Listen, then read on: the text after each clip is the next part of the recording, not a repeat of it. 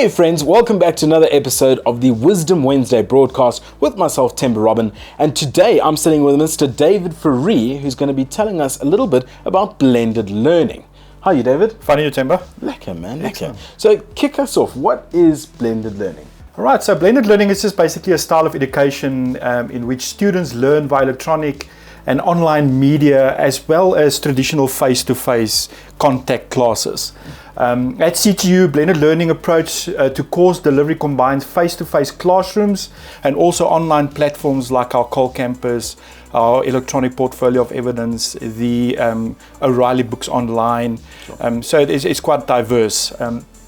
Practicals as well as group and research activities are also taking place either online or in a face-to-face situation. Cool. So how did CTU implement blended learning? All our theory-based classes are conducted via virtual lecture-led interactive training, or VLIT, and these are usually with the aid of flipped classrooms, which means it's interactive, it's online, as I said previously with our previous platforms that we conduct those training in as well. So students use independent study time to watch lecture videos, content, or read an e-guide that introduces new concepts, for example.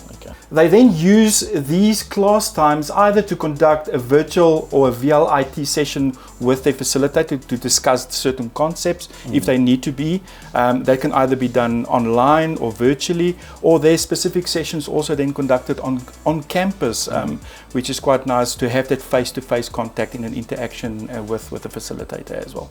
Cool. So you've mentioned this word VLIT a couple of times. There's obviously a long form version of it, but what is VLIT? VLIT teaching is the platforms that we use for that currently at CTU is our Office 365 or Microsoft Teams. And it's quite a nice platform for that online classes, interactive with the students.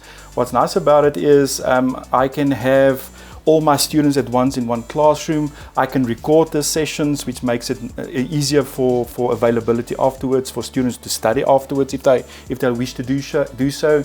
And also Teams allows lecturing staff to facilitate these training sessions live to students. I think that's the main thing, is that live interaction. It's not a pre-recording that the student will listen to. So you still have that personal interaction somehow, although it's a little bit virtually. But I think that personal touch, and what's nice about it as well is a student can ask you a question immediately. So you do your classes, they can ask you a question immediately, which is nice. So you can progress in your lesson, understanding your students that they do understand. And I think the big plus point with VLIT classes, especially this platform, is the fact that you give the student, the shy student in your classroom. We all know we've got that shy student in the classroom that usually sits in the back and he's too afraid to ask a question because he might sound stupid or whatever the case is. Now you give that student a voice because it's only him and you. He feels more comfortable, and especially I'll talk a little bit later on that as well, is the type of students that we work with, that we have these days in our classes. They're comfortable with that electronic environment, and that's the plus point, is to give that student a voice and also then progress with the rest of the class as well. Sure. So that's, VLT is very interesting. So my next question then is, how does load shedding, power failures, technical difficulties and sort of all those problems, how do they affect blended learning? Yeah, I think we're in a difficult situation currently, I'll say South African countrywide, is obviously load shedding. I think it's going to be with us for a few more years. And that makes the teaching environment difficult because we're working with online stuff, electronic stuff, which needs powers, obviously. It makes it quite difficult. And also, you're not always 100% sure when the power will go down, or what. It might not even be load shedding. It can just be something happens and you've got no power. And what we then do, especially with the VLIT and the platform that we use, which is Office 365 or Teams, is we record the sessions while we are teaching. So if you are not in the classroom, it's not the end of the world. Those videos are then downloaded and uploaded on our platform called Campus, and the student can always go back and say, I've missed this session for that day. I can download the video and I can watch the video, and I actually haven't missed any classes in a broad sense. We also give the students support. I think the biggest support that we do give them is via our campus operations management. So if they do have any technical problems at home, and they don't have bandwidth or internet or whatever the case might be, they can also contact our campus operations manager, make an arrangement to come into class for that specific time period of time, and then attend the classes if he wishes to do so. Sure, lots of options and lots of problem solving available. Definitely. So my last question then is, did the students adapt to this new idea of blended learning?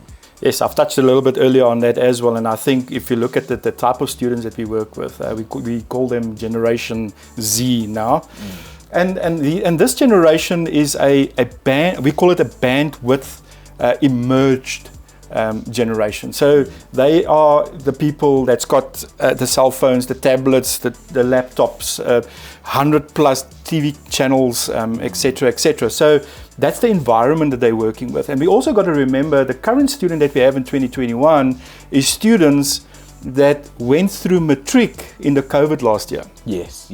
Okay, so they are also now used to these type of teaching because that's how matric was done last year.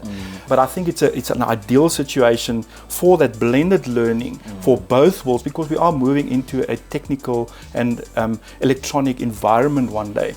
And to get them used to this and trained, and also I don't think it's just the theory that we're teaching the student in classes, but it's also that soft skill, that thing that they don't think about, that we also teach them. And then later when they start using them, they realize, okay, but I know this, I know how to move forward.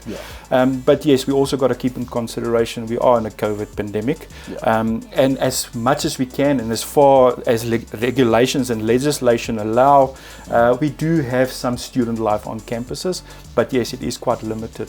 So to answer your question, Themba, I think students these days adapt to that much easier that we think, which makes our life a lot easier. No, that's good. It's a shout out to everybody at home who's adapting so quickly. Hats off to you guys. But for now, we're gonna wrap that up. Thank you, David, for your time and giving us some insight into blended learning. Excellent. Thank you, Themba. Cool. That's all we have for you today, friends. But stay tuned for the next Wisdom Wednesday episode coming up soon. Cheers. Cheers. Hey, you. Hey, yeah, you. Don't miss the next episode of the Wisdom Wednesday Newsish broadcast. Give this video a like and subscribe to CTU Training Solutions YouTube channel.